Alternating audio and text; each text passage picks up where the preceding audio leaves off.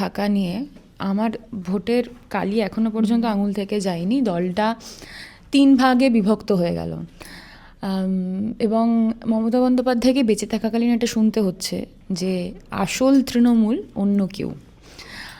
তো আমার কাছে এর থেকে হাস্যকর এবং মমতা বন্দ্যোপাধ্যায়ের জন্য শুধুমাত্র খারাপ লাগার আর কিচ্ছু হতে পারে না। ও যে এই ঋতব্রতবাবুকে সিপিএম থেকে হাত ধরে নিয়ে এসেছিলেন কিন্তু অভিষেক বন্দ্যোপাধ্যায়, এবং মমতা বন্দ্যোপাধ্যায় তার দলে ঋতব্রতবাবুদের জায়গা দিয়েছিলেন। এই যারা যারা এখন আসল তৃণমূল আর এনসিপিআই হয়েছে, এদের জন্যই তো দলটা খারাপ হয়েছে। তৃণমূল কংগ্রেস তো এদের জন্যই খারাপ হয়েছে। মমতা বন্দ্যোপাধ্যায় এদেরকে এতবার বাড়িয়েছিলেন, এবং অভিষেক বন্দ্যোপাধ্যায়ের খারাপ ভালো এইসব নিয়ে মন্তব্য করবো না, কারণ ওটা নিয়ে সবাই বলছে। সবাই আজকে যারা অভিষেক বন্দ্যোপাধ্যায়কে যুবরাজ বস বানিয়েছে তারাও বলছে। মন্ত্রীর পেছন পেছন যাচ্ছেন, তার সঙ্গে হাত নাড়াতে নাড়াতে নমস্কার করতে করতে যাচ্ছেন। মুখ্যমন্ত্রীকে দেখিয়ে দিতে হচ্ছে যে আপনার বসার জায়গা ওইটা। মানে এটা হাস্যকর তো অবশ্যই, তার থেকেও আরও বেশি হাস্যকর লাগছে আমার পরিস্থিতিটা যখন প্রধান বিরোধী দল কে এটা বুঝে ওঠা যাচ্ছে না। কারণ বিজেপি বনাম তৃণমূল হওয়ার কথা ছিল, তৃণমূল বনাম তৃণমূল হয়ে গেছে। আমার ব্যক্তিগতভাবে মনে হয় মানে ওই 2024 সালে আমি চেয়েছিলাম যে তৃণমূল কংগ্রেস দলটা ঠিক এইভাবেই যেন তোড়পে তোড়পে এই মাটি থেকে চলে যায়। মমতা বন্দ্যোপাধ্যায়ের জন্য খারাপ লাগছে যে তার জীবিত অবস্থায় তাকে তৃণমূল থেকে নিজের হাত থেকে চলে গেল। তার তৃণমূল, তার তৈরি করা সন্তান, সেটা অন্য কেউ ছিনিয়ে নিল। বাকি আমার আর কারোর জন্য এই তৃণমূল কংগ্রেসে খারাপ লাগে না। থেকে আগে কিন্তু মমতা বন্দ্যোপাধ্যায়ের হাত ছেড়েছে এই সেলিব্রিটিরা।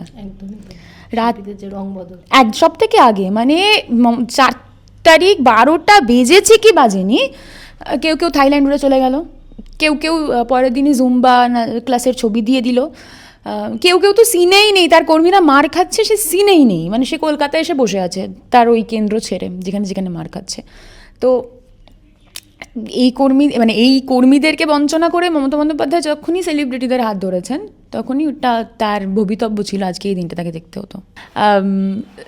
যিনি সবাইকে সাসপেন্ড করতেন, যার অঙ্গুলি হেলনে কেউ টিকিট পাবে, কেউ যুব সভাপতি হবে, কেউ রাজ্য সভাপতি হবে, যার অঙ্গুলি হেলনে প্রত্যেকটা মানুষ ক্যামাক স্ট্রিটের ওই বিল্ডিংয়ের নিচে 6 ঘন্টা 7 ঘন্টা ধরে বসে থাকতো, কে কি পদ পাবে, কে কতটা স্টেজের উপর প্রায়োরিটি পাবে, যেটা উনি ঠিক করতেন, তাকেই নাকি আসল তৃণমূলরা বহিষ্কার করে দিয়েছে।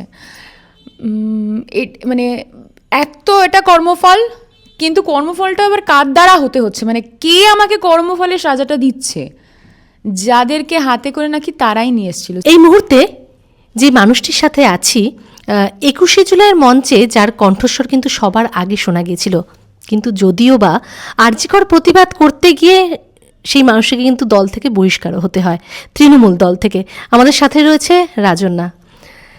আচ্ছা, তুমি যেহেতু কাছ থেকে দেখেছো দলটাকে, প্রথম প্রশ্ন হচ্ছে, কখনো কি ভেবেছিলে যে পালা বদলের পর 1 মাসের মধ্যে এইভাবে তার অস্তিত্ব সংকটে মানে থাকবে কিনা?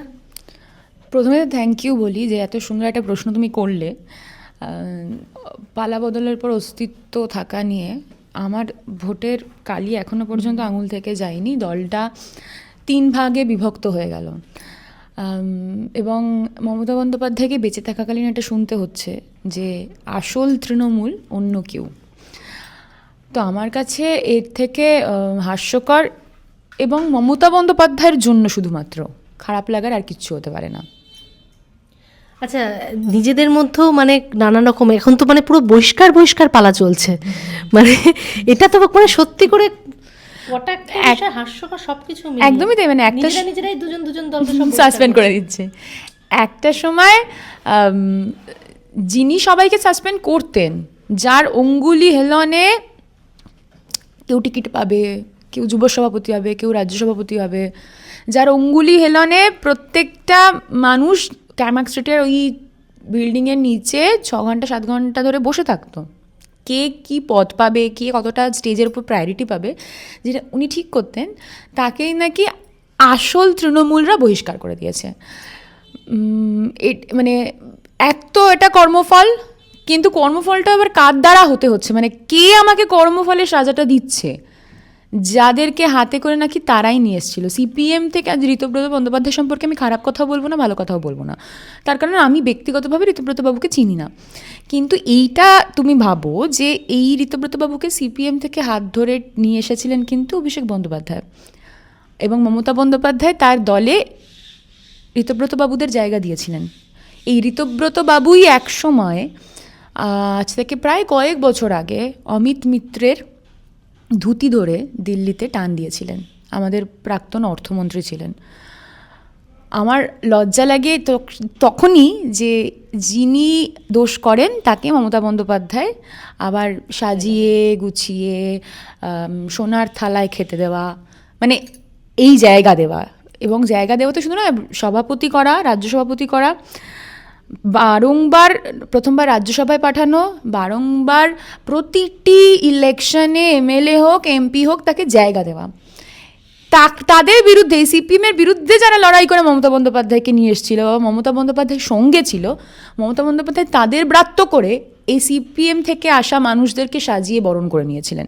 তাই আজকে এই কারণে দেখতে খারাপ লাগে, এই আসল তৃণমূলদের হাতে অভিষেক বন্দ্যোপাধ্যায় এবং মমতা বন্দ্যোপাধ্যায়কে বহিষ্কৃত হতে হচ্ছে। মানে ভাবা যায় যে মানুষটি দল তৈরি করেছে তারই এখন পদ নেই, এবং সেটা 1 মাসের মধ্যে, মানে প্রধান বিরোধী দল হিসেবেও তিনি থাকতে পারলেন না। নেই, আমি সেটাই দেখলাম। এবং আমি অধিবেশনগুলো ফলো করছিলাম, সেখানে বিরোধী যে দলীয় নেতা থাকেন তিনি, তার কাজ হচ্ছে বিরোধিতা করা, যেটা আমাদের বর্তমানের সম্মানীয় মুখ্যমন্ত্রী শুভেন্দু অধিকারী করেছিলেন সেই সময়। এইবার বিরোধী দলনেতার আসন যাকে দেওয়া হলো, তিনি মুখ্যমন্ত্রীর পেছন পেছন যাচ্ছেন, তার সঙ্গে হাত নাড়াতে নাড়াতে নমস্কার করতে করতে যাচ্ছেন। মুখ্যমন্ত্রীকে দেখিয়ে দিতে হচ্ছে যে আপনার বসার জায়গা ওইটা। মানে এটা হাস্যকর তো অবশ্যই, তার থেকেও আরও বেশি হাস্যকর লাগছে আমার পরিস্থিতিটা যখন প্রধান বিরোধী দল কে এটা বুঝে ওঠা যাচ্ছে না। কারণ বিজেপি বনাম তৃণমূল হওয়ার কথা ছিল, তৃণমূল বনাম তৃণমূল হয়ে গেছে, এবং একে অপরকেও অকথ্য কুকথ্য গলায় গালাগালি করে যাচ্ছে। কেউ বলছে কেউ বলছে ও চোর, কেউ বলছে ডাকাত, মানে নিজেরাই নিজেদেরকে চোর ডাকাত বলে গালাগালি করছে। এতে তো আমাদের বর্তমান যেই দল পশ্চিমবঙ্গ সরকার চালাচ্ছে তাদের তো সুবিধাই হয়ে গেল, তাদের কাজ তো আরও সুবিধা, ইজি হয়ে গেল। তো এই দলটা, তৃণমূল কংগ্রেস দলটা যে এরকম একটা পলক, মানে এরকমভাবে ফেলতে না ফেলতেই উঠে যাবে, এটা আমরা সত্যি কেউ ভাবতে পারিনি কোনো দিন। তবে 2024 সাল থেকে আমি এই দলটার সঙ্গে যুক্ত নই, সুতরাং আমি মনে প্রাণে চেয়েছিলাম যে এই যারা যারা এখন আসল তৃণমূল আর এনসিপিআই হয়েছে, এদের জন্যই তো দলটা খারাপ হয়েছে। তৃণমূল কংগ্রেস তো এদের জন্যই খারাপ হয়েছে। মমতা বন্দ্যোপাধ্যায় এদেরকে এতবার বাড়িয়েছিলেন, এবং অভিষেক বন্দ্যোপাধ্যায়ের খারাপ ভালো এইসব নিয়ে মন্তব্য করবো না, কারণ ওটা নিয়ে সবাই বলছে, সবাই আজকে যারা অভিষেক বন্দ্যোপাধ্যায়কে যুবরাজ বস বানিয়েছে তারাও বলছে। আমার খারাপ লাগে শুধুমাত্র মমতা বন্দ্যোপাধ্যায়ের জন্য, কারণ তিনি এই সব গদ্দারগুলোকে দলে নিয়ে এসে ভরিয়ে রেখে দিয়েছিলেন। আজকে যে তৃণমূলকে আমরা দেখতে পাচ্ছি 3টি ভাগে বিভক্ত, তার মধ্যে আমার ব্যক্তিগতভাবে মনে হয় মানে ওই 2024 সালে আমি চেয়েছিলাম যে তৃণমূল কংগ্রেস দলটা ঠিক এইভাবেই যেন তোড়পে এই মাটি থেকে চলে যায়। মমতা বন্দ্যোপাধ্যায়ের জন্য খারাপ লাগছে যে তার জীবিত অবস্থায় তাকে তৃণমূল থেকে নিজের হাত থেকে চলে গেল, তার তৃণমূল, তার তৈরি করা সন্তান, সেটা অন্য কেউ ছিনিয়ে নিল। বাকি আমার আর কারোর জন্য এই তৃণমূল কংগ্রেসে খারাপ লাগে না। এই যে, এবং দলের মধ্যেই মানে যেটা কুণাল ঘোষ মন্তব্য করেছিল, অভিষেক ব্যানার্জি যে চার্টার্ড ফ্লাইটে যাওয়া, মানে সেটাও কোথাও গিয়ে দৃষ্টিকটু লাগছে দলের মধ্যে থেকেই। 100% তৃণমূল কংগ্রেস একটি আঞ্চলিক দল, এবং আমি এটা বলছি না যে চার্টার্ড ফ্লাইটে যায় না কোনো আঞ্চলিক দলের কোনো নেতা, হ্যাঁ অনেকেই যায়, সাউথের দিকেও বড় বড় নেতৃত্বরা যারা, তারা চার্টার্ড ফ্লাইটে যাতায়াত করে। পাঞ্জাবের অনেক নেতৃত্ব বা নেতা নেত্রীকে আমি দেখেছি যাদের নিজস্ব চার্টার্ড ফ্লাইট থাকে। আমার বক্তব্য চার্টার্ড ফ্লাইটটা নয়, আমার বক্তব্য আজকে এই চার্টার্ড ফ্লাইট নিয়ে সমালোচনা করতে কেন হচ্ছে। যদি আমরা প্রথমেই সমালোচনাটা করে দিতাম, যে সমালোচনার জন্য আমাকে এবং প্রান্তিককে সাসপেন্ড করা হয়েছিল, এবার এটা না এখন একই কাহিনী হয়ে গেছে। সবাই বলবে যে ওদের তো সাসপেন্ড করা হয়েছিল আমরা জানি, আবার কেউ কেউ বলবে ওদের সাসপেন্ড করা বলছে, হ্যাঁ এই কারণেই ওরা বলেছে। Doesn't matter at all. আমার কাছে এই মুহূর্তে দাঁড়িয়ে সবথেকে গুরুত্বপূর্ণ বিষয় যে অভিষেক বন্দ্যোপাধ্যায়কে নিয়ে যারা গালাগালি কুৎসা করছে আজকে এই গালাগালি কুৎসার জায়গাটা তারাই তৈরি করে দিয়েছিল। আমি একটু আগেও তোমাকে বললাম, যুবরাজ বস আছে, ভাবো তো একটা মানুষের জন্মদিনে তার বাড়িতে সবাই কেক কাটতে যেতেই পারে, অবশ্যই যেতে পারে। মমতা বন্দ্যোপাধ্যায়ের বাড়িতে যতটা না সিকিউরিটির মধ্যে দিয়ে যেতে হয়, মানে চেকিংয়ের মধ্যে দিয়ে যেতে হয়, তার থেকে কয়েক হাজার হাজার হাজার গুণ বেশি চেকিংয়ের মধ্যে দিয়ে অভিষেক বন্দ্যোপাধ্যায়ের বাড়িতে বা ক্যামাক স্ট্রিটের অফিসে, বাড়িতে তো ছেড়েই দাও, ক্যামাক স্ট্রিটের অফিসে যেতে হয়। তাহলে এটা দৃষ্টিকটু ছিল না? আজকে চার্টার্ড ফ্লাইট দৃষ্টিকটু, এটা তো সব থেকে আগে দৃষ্টিকটু হওয়া উচিত ছিল। একজন মানে কেউ কোনো কথা বলার সুযোগ পেত না, যে দলের কর্মীরা যদি কিছু বলে বা। আজকে শুনলাম যে আমাদের উত্তরবঙ্গের একজন বিধায়ক ছিলেন, তিনি জগদীশ বসুনিয়া, তিনি বলছিলেন যে ওনার সঙ্গে নাকি অভিষেক বন্দ্যোপাধ্যায়ের সঙ্গে নাকি দেখাই করা যেত না। তো এইটা এখন কেন বলছে? সেটাই সবার প্রশ্ন। এই না, এখন বলে তো কোনো লাভ নেই।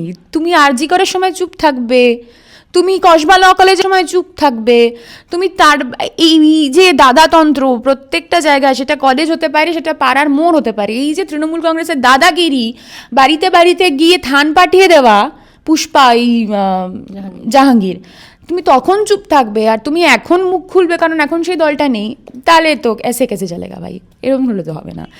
আজকে চার্টার্ড ফ্লাইট নিয়ে খারাপ লাগছে, তখন তো তারাই এই চার্টার্ড ফ্লাইটের টাকাটা এই নেতাগুলোই হাতে করে দিয়ে এসেছে, তোমাদের টাকাতেই আজকে তিনি উড়ে যাচ্ছেন, তো খারাপ লাগলে তো এখন হবে না। সামনে কিন্তু 21শে জুলাই আসছে, কি মনে হয়? এবার 21শে জুলাই নিয়ে তো আবার নিশ্চয়ই একটা ঝামেলা হবে, আসল তৃণমূল করবে, নকল তৃণমূল করবে। আগের দিন সজল ঘোষ, মানে সজল কাকু একটা দুর্ধর্ষ কথা বলেছে, মানে এত হাসি পেয়েছে অধিবেশনে, বলছে যে কালীঘাট তৃণমূল আর নিমঘাট তৃণমূল, এই নিমতলা তৃণমূল। তো কোন সত্যিকারে কালীঘাট তৃণমূল করবে কি নিমতলা তৃণমূল করবে কি এনসিপিআই করবে আমি জানি না কে করবে 21শে জুলাই। তবে 21শে জুলাইয়ের যেটা মাহাত্ম্য, আমি একসময় তৃণমূল কংগ্রেস তো করেছি, আমি কখনো অস্বীকার করব না। 21শে জুলাই যেটা মাহাত্ম্য সেটা যেন নষ্ট না হয়, এটা তো সত্যিকারের ঘটনা ঘটেছিল, এমন তো নয় যে একটা পোর্ট্রে করে দেওয়া, মানে একটা ফেক ঘটনা ওখানে দেখানো, চিত্রায়িত করা, এরকম তো না। 21শে জুলাইয়ের মঞ্চেও তো সেলিব্রিটি শিল্পীদেরই আগে জায়গা দেওয়া হতো। এই সেলিব্রিটিদের জন্য আলাদা বাস আসতো, তারা আলাদা ওই বাস বা যাদের ভূমিকা তারা থাকতো পেছনের সারিতে, না তাদের জন্য আলাদা একটা মঞ্চ থাকতো, তারা সেই মঞ্চে থাকতো, সেলিব্রিটিরা পুরো মেইন মঞ্চ জুড়ে বসে থাকতে হতো। এবং এমনও সময় আমি দেখেছি, আমি 21শে জুলাইয়ের মঞ্চে অনেকবার যে উঠতে পেরেছি এরকম না, কয়েকবার পেরেছিলাম, দুবারই পেরেছি। তো আমি এমনও দেখেছি যে সেই মঞ্চে ওই সেলিব্রিটিদের সঙ্গে, মানে তাদের সঙ্গে ইন্টারাকশন না করলেও তাদের একটা আলাদা ভাও, মানে ঘ্যাম, যে আমাদের সঙ্গে কথা বললো না, মানে এরকম একটা ব্যাপার। আবার তাদেরকে যথাযথ সম্মান দিতে হবে, তারা সম্মান দেওয়ার মতো 21শে জুলাই কী করেছে আমার এটা প্রশ্ন। তারা সম্মান দেওয়ার জন্য টিভিতে কাজ করে, তারা এক একজন দুর্ধর্ষ অভিনেতা অভিনেত্রী যাদেরকে দেখে আমরা বড় হয়েছি বা এখন প্রজন্ম দেখছে, তারা 21শে জুলাইয়ের মঞ্চে কি সম্মান পাওয়ার মতো কোন কাজটা করেছে আমি জানি না। যে তাদেরকে উত্তরিয়ে পরিয়ে বরণ করে নিতে হবে, তাদের পায়ে হাত দিয়ে প্রণাম করতে হবে, তাদেরকে যথাযথ সম্মান দিতে হবে, এইটা আমার খুব প্রথম থেকে আমি এটার খুব বিরোধিতা করেছি। এবং অনেক সময় মজা করে অনেককে বলতেও দেখেছি, বাসে করে শহীদ পরিবাররা আসছে, মানে বাসে করে আসে কিন্তু মেনলি এই তোমার টলিউড ফ্র্যাটার্নিটি সবাই। তো আমি এরকমও দেখছি, ওই দেখ শহীদরা বাসে করে আসছে, শহীদদের বাসে করে নিয়ে আসা হচ্ছে, মানে খুব খারাপ মজা, কিন্তু তবুও আমি এইটা বলতেও শুনেছি লোককে। তো টলিউডকে যতক্ষণ না পর্যন্ত আলাদা করা যাবে এই দলগত বিষয় বা সরকারি বিভিন্ন অনুষ্ঠান এই সব ক্ষেত্র থেকে, ততক্ষণ পর্যন্ত নিরপেক্ষতা বজায় থাকবে না টলিউডের। এবং তুমি যেটা 21শে জুলাই নিয়ে বললে, 21শে জুলাইয়ের ক্ষেত্রেও তাই হয়। সব থেকে আগে কিন্তু মমতা বন্দ্যোপাধ্যায়ের হাত ছেড়েছে এই সেলিব্রিটিরা, সব থেকে আগে, মানে 4 তারিখ 12টা বেজেছে কি বাজেনি, কেউ কেউ থাইল্যান্ড উড়ে চলে গেল, কেউ পরের দিনই জুম্বা ক্লাসের ছবি দিয়ে দিল, কেউ তো সিনেই নেই, তার কর্মীরা মার খাচ্ছে, সে সিনেই নেই, মানে সে কলকাতায় এসে বসে আছে তার ওই কেন্দ্র ছেড়ে যেখানে মার খাচ্ছে। তো এই কর্মীদেরকে বঞ্চনা করে মমতা বন্দ্যোপাধ্যায় যখনই সেলিব্রিটিদের হাত ধরেছেন, তখনই ওটা তার ভবিতব্য ছিল, আজকে এই দিনটা তাকে দেখতে হতো। আচ্ছা, এই যে বিভিন্ন কাউন্সিলরদের ওয়ার্ড অফিস থেকে যে মানে কিছু বলার নেই, যে বেরোচ্ছে মেকআপ ঘর, মেসেজ মেশিন এবং প্রমোটারদের রেট চার্ট, মানে এটা তো মানে অস্বাভাবিক ব্যাপার। এগুলো কি মানে এতদিন ধরে কেউ জানতো না? হ্যাঁ, এরকমই। ইভেন কলেজ থেকে, সুরেন্দ্রনাথ কলেজ তো মানে টাকার পাহাড় হয়ে গেছে, যেখানে উই পর্যন্ত খেয়ে নিচ্ছে। মানে কতটা অসহায় লাগে, কত মানুষ সত্যি খেতে পায় না, তাদের টাকা প্রয়োজন, আর ওখানে টাকা ভর্তি বাক্স উই খায়। আর কাউন্সিলরদের যে তুমি কথাটা বললে, হাতিবাড়ি প্রসঙ্গটা আমি অবশ্যই তুলবো। একটা কাউন্সিলর হাতিবাড়ি বানিয়েছে, ঠিক আছে, উনি অন্য প্রফেশন থেকেও আসা মানুষ, কিন্তু তিনি একজন কাউন্সিলর, তিনি কোনো এমএলএ এমপি নন। এবং তিনি যার হাত ধরে কাউন্সিলর হয়েছিলেন সেটা আমরা জানি, বিশ্বাস পরিবার। তো এই বিশ্বাস পরিবারেরও যত না সিকিউরিটি, যত না ঘ্যাম, যত না আচরণ, ঔদ্ধত্য, তার থেকে বেশি একজন কাউন্সিলরের ছিল। এবং কাউন্সিলরের সঙ্গে মানুষ, আমি আমি আমি এই প্রসঙ্গে একটা সত্যি কথা বলি, আমার ওখানে একটি বন্ধু থাকে। এবার বন্ধুর পরিবারে কিছু একটা প্রবলেম হয়েছিল বা কিছু একটা খুব প্রয়োজন হয়েছিল, তো আমি সেই সংক্রান্ত বিষয়ে কাউন্সিলরের, আমার বন্ধুরা বলেছে আমাকে একটু কাউন্সিলরের একটা সাইন করে দিবি বা এই ঘটনাটা একটু জানাবি। তো আমি ফোন করেছিলাম, কাউন্সিলরকে তো ফোন করা যায় না, কাউন্সিলরের পিয়াকে ফোন করতে হয়। তো যথারীতি আমি কাউন্সিলরের পিয়াকে ফোন করেছিলাম আমি, এবং বলেও ছিলাম যে আমার দিদি এটা খুব প্রয়োজন, বন্ধুটি সত্যিই খুব প্রয়োজন ছিল। যথারীতি কাউন্সিলরের পিএ ফোনটা দেয় দিদিকে, এবং উনি আজ পর্যন্ত কল ব্যাক করারও সময় পাননি, এবং উনি আজ পর্যন্ত ওই ঘটনাটা নিয়ে কোনো কিছু সমাধান করারও সময় পাননি। তাহলে কাউন্সিলর যদি ইন্টারঅ্যাক্টই না করে সাধারণ মানুষের সঙ্গে, এই মানুষগুলোর ভোটে তো উনি কাউন্সিলর হয়েছেন। যদিও আমার এখন সন্দেহ হয় যে কতটা ভোট ঠিকঠাক হয়েছে, কারণ ওই ওয়ার্ডে ওনার মতো একজন কাউন্সিলর হতে পারে বলে আমি বিশ্বাস করি না। আর প্রমোটারদের রেট চার্ট, এইগুলো তো দেখো, মিথ্যা কথা বলবো না, এই বিষয়ে আমি কেন, এই বিষয়ে সবাই, হয়তো তুমিও অবগত ছিলে আগে, তুমিও জানতে, আমি যেরকম জানতাম তুমিও জানতে, মানে XYZ এই পশ্চিমবঙ্গে সবাই জানতো প্রমোটার রাজ কি। এবং বিধায়কদের টাকা না দিলে, টাকা পৌঁছে না দিলে, বা কাউন্সিলরদের টাকা না পৌঁছে দিলে সেখানে কিন্তু জমিতে তোমার ইমারত উঠতে দেবে না। এই ঘটনা আমরা সবাই জানতাম, সেটা সিপিএম আমলেও হয়েছে, তৃণমূল আমলেও আমরা দেখে এসেছি, বিজেপি আমলে যেন না হয় সেটার জন্যই মানুষ চেঞ্জ এনেছে। কিন্তু আমার বক্তব্য, মানে কাউন্সিলরটাও কীরকম কাউন্সিলর, যে যার রাজনৈতিক জ্ঞান জিরো। এবং আমি মাঝে মাঝে ওনাকে শুনেছি বেফাঁস মন্তব্য করে ফেলতে, ওই বড়োদের যে হয় অধিবেশন, হ্যাঁ, তো সেই অধিবেশনে মাঝে মাঝেই পোপ সংক্রান্ত বিষয়ে, খ্রিশ্চান বিভিন্ন বিষয় নিয়ে উনি মাঝে মাঝেই বেফাঁস মন্তব্য করে ফেলেন। আর কলেজের বিষয় যেটা বলছো, এটা তো হবেই, কলেজে রাজনীতি করতে গেলে কলেজে ইলেকশন দরকার। কলেজে ইলেকশন হয় না সিন্স 2017। আমি ভাগ্যবান, আমি প্রেসিডেন্সি এবং যাদবপুরে পড়াশোনা করেছি, তাই আমি 2019 ইলেকশন পেয়েছিলাম। বাকি কোনো সিউর কোনো কলেজে হয় না, কোথাও পশ্চিমবঙ্গের কোনো কলেজ ইলেকশন হয় না। তাহলে সেখানে ইলেকশন না হলে কে নেতা হবে, কে পরবর্তী নেতার হাতে ক্ষমতা তুলে দেবে, এই বিষয়গুলো নিয়ে তো কন্ট্রাডিকশন থাকবেই। দ্যাটস ওয়াই দেবুদা, তিনি কখনোই কলেজ ছেড়ে যাননি, এবং তার ব্যাটনটা তার ছেলের হাতেই তুলে দেওয়া হয়েছে। ইলেকশন হয়নি তো, তাই নতুন কোনো নেতা তৈরি হয়নি।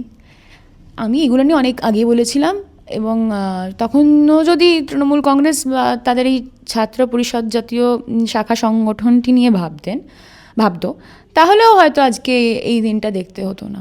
একটাই প্রশ্ন করবো, সেটা হচ্ছে যে মোটামুটি তৃণমূল কংগ্রেস থেকে সবাই চলে গেছে, তাই 4-5 জন যে গোষ্ঠীর সংখ্যক লোক রয়েছে, আবার কি নতুন করে দল গঠন করা সম্ভব? যেটা মমতা ব্যানার্জি আশ্বাস দিচ্ছে আমরা লড়বো, এখনো অসম্ভব বলে কিছুই হয় না পৃথিবীতে। যদি মনে করেন মমতা বন্দ্যোপাধ্যায় যে আর কোনো এই এবার ওনার মনে হয়েছে যে কর্মীরাই আসল, হ্যাঁ, এইটা যদি মনে করে এগোতে চান তাহলে উনি এগোতে অবশ্যই পারবেন, কারণ অনেক ভালো ভালো কর্মী রয়েছে তৃণমূল কংগ্রেসে, অনেক, যাদেরকে কখনো সেই গুরুত্ব প্রাধান্য দেওয়া হয়নি। ইনফ্যাক্ট মদন মিত্র, কুণাল ঘোষ, ব্যক্তিগত জায়গা থেকে, এটা কোনো পলিটিক্যাল জায়গা নয়, আমার ব্যক্তিগত জায়গা থেকে মনে হয় এদেরকে নিয়ে, মানে এই নেতৃত্বদের নিয়ে লড়াই করা যায়, আমার মনে হয়েছে যায়, তাই আমি বলছি। এবং ম্যাক্সিমামই এখন না মমতা বন্দ্যোপাধ্যায়ের পাশে তারাই রয়েছেন যারা শুরুর সময় ছিলেন। শোভনবাবু, মানে আমি শোভনদেব চট্টোপাধ্যায়ের কথা বলছি, তারপর মদন মিত্রর কথা তো বললাম, সেই ফ্রম দ্য ভেরি বিগিনিং, তো তারাই রয়েছেন। কুণাল ঘোষ, আরও তো অনেকেই রয়েছে।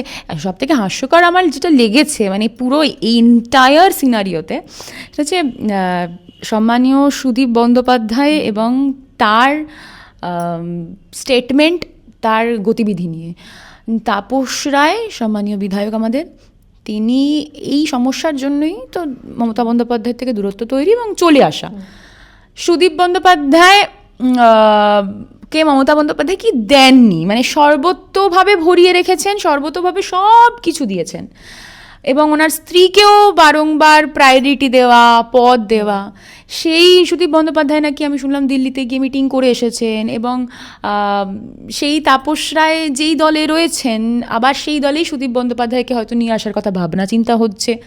কিন্তু সুদীপ বন্দ্যোপাধ্যায় স্পষ্ট জানিয়েছেন তিনি যাচ্ছেন, তার স্ত্রী নয়না বন্দ্যোপাধ্যায় তিনি থাকছেন তৃণমূলে। ঠিক যেরকমটাই আমি গতকাল দেখলাম চন্দ্রিমা ভট্টাচার্য মমতা বন্দ্যোপাধ্যায়ের পদ নিয়ে আবার বসে রয়েছেন, কিন্তু তার সন্তান মানে তার ছেলে তিনি আসল তৃণমূলে শিফট করে গেছেন। তো খুব হাস্যকর একটা পরিস্থিতি। এই পরিস্থিতি যদি কন্টিনিউ হয় তাহলে কিন্তু পারবেন না মমতা বন্দ্যোপাধ্যায়। মমতা বন্দ্যোপাধ্যায়কে এখন স্ট্রিক্ট হাতে ছাঁটাই বাছাই করতে হবে, একদম মানে প্রপার ওয়েতে ছাঁটাই বাছাই করতে হবে এবং যারা যোগ্য তাদের জায়গা দিতে হবে। এই মুহূর্তে দাঁড়িয়েও যারা খাটনিটা খেটেছে, আমি জানি না, আমি ওই যুব সভাপতি যিনি পাপাদা সম্ভবত, আমি পাপাদাকে কোনো দিন কাছ থেকে দেখিনি বা আমি পাপাদা সম্পর্কে সত্যি বলতে পারবো না, কিন্তু আমি শুনেছি প্রান্তিকের কাছে যে পাপাদা নাকি খুবই 21 সাল থেকে মানে খুবই লড়াই করেছেন এবং খুবই মানে যোগ্য যুব সভাপতি হয়েছে প্রান্তিকের মতামত অনুযায়ী। তো এরকম অর্গানাইজেশনের হেডগুলোকে এরকম করতে হবে। আর আমি ছাত্র সভাপতি সম্পর্কেও বলতে চাই যে এখন যিনি তৃণমূল কংগ্রেসের ছাত্র সভাপতি হয়েছেন তিনি এখনো পর্যন্ত এটাই জানেন না যে আলিপুরদুয়ারে কিংবা মানে প্রত্যন্ত জায়গাগুলো আমি বলছি উত্তরবঙ্গে কোথায় কোথায় তার প্রাক্তন ছাত্র সভাপতিরা জেলার তারা এখনো পর্যন্ত অপেক্ষায় রয়েছে যে কখন এই বর্তমান রাজ্য ছাত্র সভাপতি তিনি আসবেন এবং তিনি কমিউনিকেট করবেন। এবং সেটা আমরা জানি কারণ এখনও আমাদের এই জেলার বিভিন্ন দাদাদের সঙ্গে দিদিদের সঙ্গে এখনও সেই সম্পর্কটা রয়েছে, সম্পর্কের জায়গা থেকে, ইডিওলজির জায়গা থেকে অবশ্যই নেই।